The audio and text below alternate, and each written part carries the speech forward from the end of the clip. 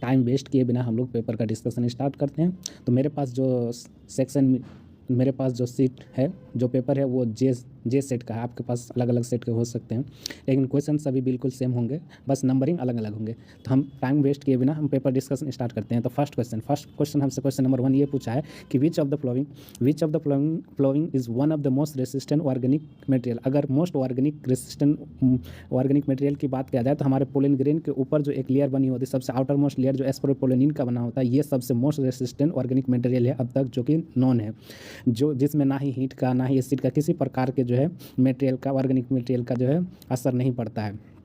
तो अब हम लोग इसका मतलब जो आप आंसर देख लेते हैं, तो इसका आंसर जो चले जाएगा वो आपका एस्परोपोलिन चले जाएगा, यानी कि ऑप्शन नंबर सी जो है करेक्ट है। अब नेक्स्ट क्वेश्चन देखते हैं, क्वेश्चन नंबर 2 हमसे ये पूछ रहे हैं which of the following cell is present in pollen grain of the angiospermic plant. Angiospermic plant की अगर पोलन ग्रेन की बात किया जाए तो एंजियोस्पर्मिक पोलन ग्रेन में जब देखते हैं तो 2 तरह का सेल पाया जाता है। एक होता है बड़ा वाला वेजिटेटिव सेल, और दूसरा जो होता है आपका जनरेटिव सेल, यानी कि इसका ऑप्शन जो चले जाएगा आपका डी चले जाएगा, इसका डी करेक्ट हो जाएगा। ठीक है, उसके बाद नेक्स्ट क्वेश्चन जो है, क्वेश्चन नंबर 3 अगर देखें तो उसमें क्या पूछा है, in which of the flowering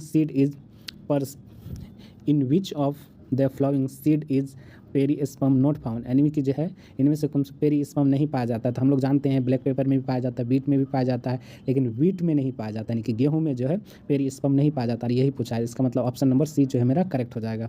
उसके बाद 4th नंबर क्वेश्चन में क्या पूछा है, which of the flowing seed has more than 1 एम्ब्राय, यानी कि पूछा इनमें से किसके पास जो है एक से ज़्यादा एम्ब्राय। मैंगो के पास भी एक से ज़्यादा एम्ब्राय होते हैं, और सिट्रस के पास भी होते हैं, और ऑरेंज के पास भी होते हैं। तो इसका मतलब इनमें से सभी के पास जो है एक से ज़्यादा एम्ब्राय पाया जाता है। वो अब नेक्स्ट क्वेश्चन नंबर 5 में अगर देखें तो क्वेश्चन नंबर 5 हमसे क्या पूछ रहा है कि क्वेश्चन नंबर 5 ये पूछ रहा है कि what is cotyledon call in grass, जो घास में है उसके कोटिलीडन को क्या कहते हैं। तो उसके कोटिलीडन को हम लोग स्कोटिलम कहते हैं, यानी कि ऑप्शन नंबर डी जो है मेरा सही हो जाएगा। उसके बाद क्वेश्चन नंबर 6 में क्या पूछ रहा है कि which cell of the embryo sac become the primary endosperm after triple fusion. तो ट्रिपल फ्यूजन के बाद जो मेरा इंडोस्पर्म बनता है वो किससे बनता है, हम लोग जानते हैं किससे बनता है, सेंट्रल सेल से बनता है, यानी कि ऑप्शन नंबर ये करेक्ट हो जाएगा 6 का।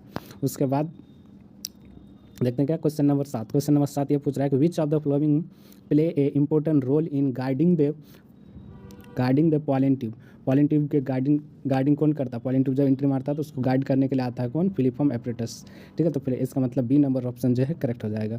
उसके बाद 8 नंबर क्वेश्चन क्या पूछ रहा है, which of the following is are responsible for pneumonia in human में निमोनिया के लिए रिस्पॉन्सिबल कौन होता है। एक तो जानते हैं स्ट्रेप्टोकोकस निमोनिया होता है, और दूसरा हीमोफिलस इन्फ्लुएंजा होता है। इसका मतलब डी ऑप्शन सही हो जाएगा, यानी कि इनमें से दोनों हो जाएगा। उसका क्वेश्चन नंबर 9 में ये पूछ रहा है कि what type of organism is the pathogen responsible for malaria, यानी कि मलेरिया के लिए कौन सा पैथोजन रिस्पॉन्सिबल है। तो मलेरिया के लिए जो वायरस होता है, नहीं वायरस नहीं होता है, ना ही बैक्टीरिया होता है, ना ही नेमेटोड होता है। क्या होता है, एक प्रोटोजोवन होता है। ठीक है,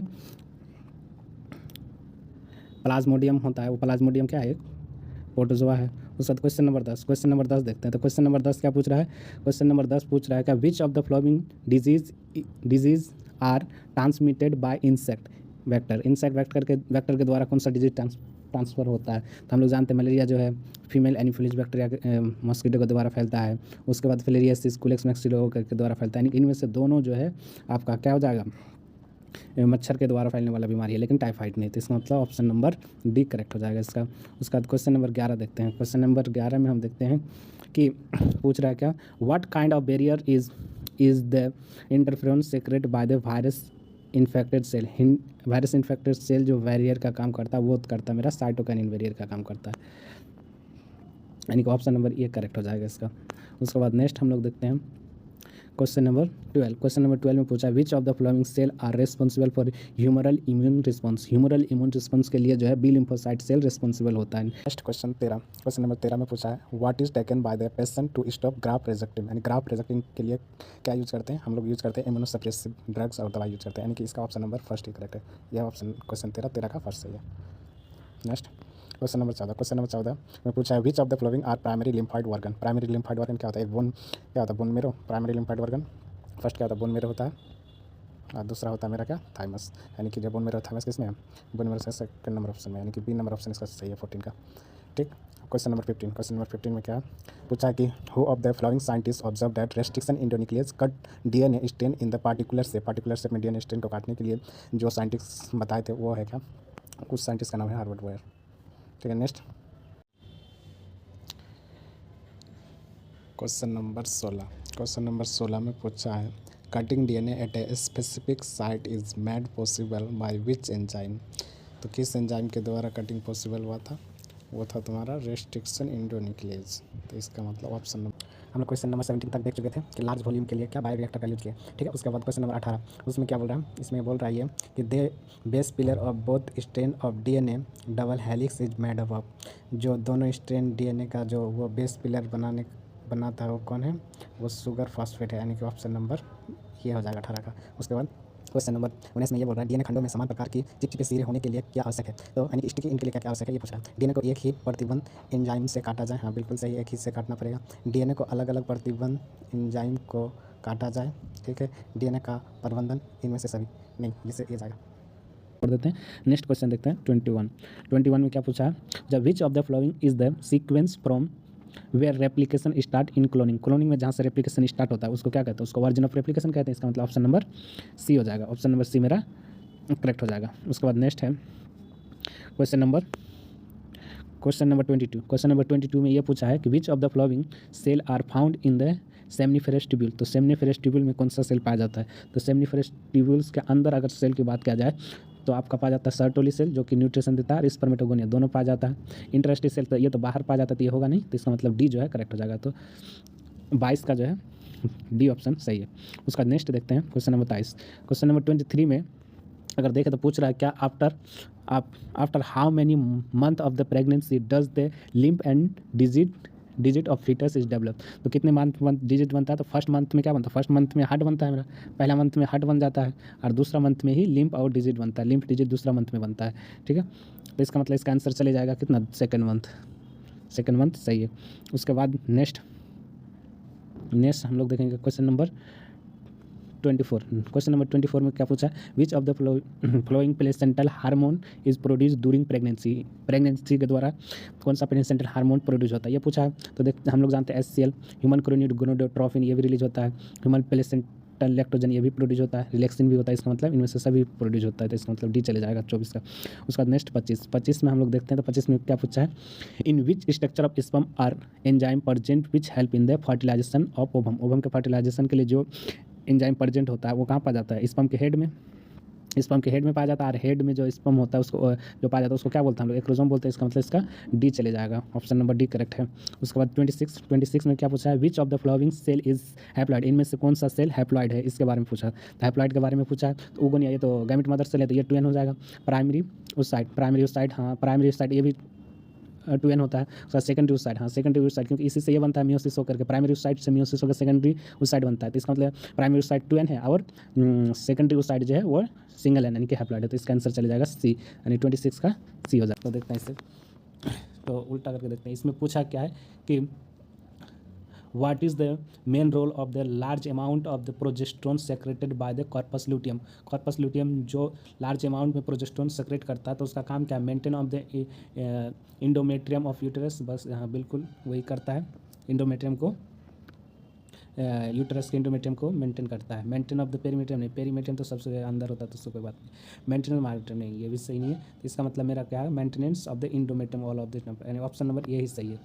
क्वेश्चन नंबर 28 क्या पूछा है, what is it called when a embryo having more than 8 blastomere is transfer to the uterus for development.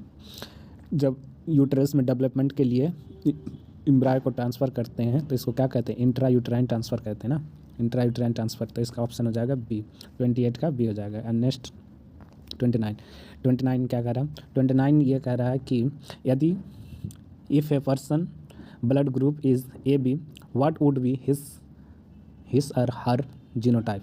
क्या है, एक पर्सन है, the if a person blood group AB, अगर पर्सन का ब्लड ग्रुप AB है तो उसका जीनोटाइप क्या है, तो जीनोटाइप AB होने के लिए जो जी एलील है वो A और B होना पड़ेगा, यानी कि ऑप्शन नंबर इसका डी जो है करेक्ट है, तभी इससे आई एलील I एलील B आएगा तभी तो AB बनेगा। नेक्स्ट है 30 30 नंबर क्वेश्चन क्या पूछ रहा है, how many type of the gamete would be formed if the genotype plant is इतना। देन इन केस में देखते हैं तो एन का वैल्यू जो है कितना है, 3 आ रहा है। तो हम लोग क्या जानते हैं, इसका 2 पे पावर 2 होता है, तो 2 पे पावर n होता है। तो n का मान अगर 3 रखेंगे तो 2 गुना 2 यानी 2 पे पावर 3 जब रखेंगे तो कितना हो जाएगा, 8 हो जाएगा।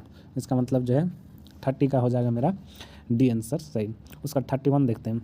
31 में क्या पूछा है कि which of the following is not a chromosomal disorder, इसमें से कौन सा जो क्रोमोसोमल डिसऑर्डर नहीं है। तो हम लोग जानते हैं क्लाइन-फिल्टर भी डिसऑर्डर है, क्रोमोसोमल डिसऑर्डर है, और उसके बाद टर्नर सिंड्रोम भी है, और उसके बाद डाउन सिंड्रोम भी है। लेकिन जो है हीमोफीलिया जो है ये क्रोमोसोमल डिसऑर्डर नहीं है, ठीक है। नेक्स्ट 32 की बात किया जाए तो इसमें पूछा क्या है, in which of the following animal does sex determination on number of chromosome set के आधार पर किसका सेक्स डिटर्मिनेशन किया जाता है, हनी बी में। क्योंकि हम लोग जानते हैं हनी बी में एन होता है मेल में, और फीमेल और क्वीन में क्या होता है 2n होता है, यानी हैप्लोडिप्लोइडी सेक्स डिटर्मिनेशन किसने देखने मिलता है, हनी बी में देखने मिलता है। इसका मतलब बी ऑप्शन जो है करेक्ट हो जाएगा 32 का। 33 में क्या बोला है, 33 में ये पूछा है कि which of the flowing law is based on the monohybrid cross. तो मोनोहाइब्रिड क्रॉस के बाद कितना 2 लॉ दिया गया था, एक दिया गया था तुम्हारा लॉ ऑफ सेग्रीगेशन और दूसरा लॉ ऑफ डोमिनेंस, यानी लॉ ऑफ डोमिनेंस भी फर्स्ट के बाद दिया गया था और लॉ ऑफ सेग्रीगेशन भी। तो इसका मतलब जो है डी नंबर सही हो जाएगा, ए और बी, यानी 33 का डी चले जाएगा। 34 में क्या है कि 34 में ये पूछ रहा है कि फॉसिल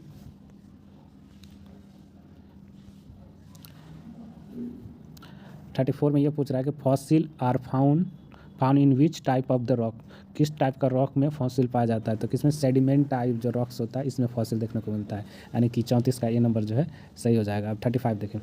35 में पूछा है which of the following are example of the homologous organ in animal में होमोलोगस ऑर्गन का एग्जाम्पल क्या है। तो इसमें अगर देखा जाए कि eye of octopus and eye of ये ह्यूमन की बात किया जाए तो ये एनालोगस का एग्जाम्पल होगा। स्वीट पोटैटो एंड पोटैटो ये भी क्या एनालोगस ही है। फिलिफर ऑफ पेंगुइन एंड डॉल्फिन ये भी एनालोगस है। Heart of reptile and mammal जो है ये आपका क्या है, होमोलोगस का एग्जाम्पल है, यानी कि ऑप्शन नंबर डी जो है 35 का